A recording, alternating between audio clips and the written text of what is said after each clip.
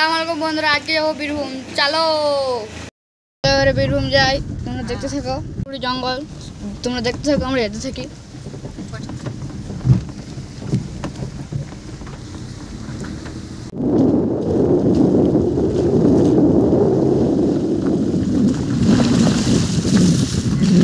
দেখো, এটা আমার দাদু যেমন বিড়ি বাটে, আমার দাদু খেতু খাবে তো বলো, আমার সাথে যোগাযোগ করবে, দিয়ে দেবো বিড়িটা। বন্ধুরা উঠে গেলাম জয়দেব ব্রিজে, দেখতে থাকো তোমরা।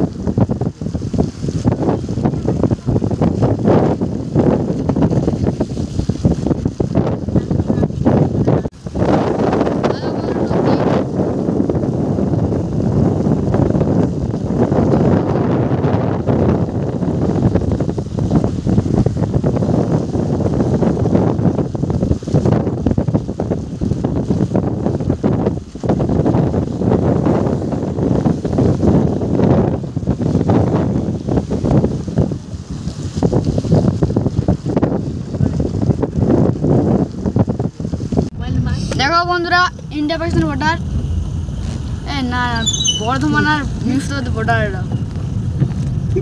দেখো বীরভূমের বর্ডারে।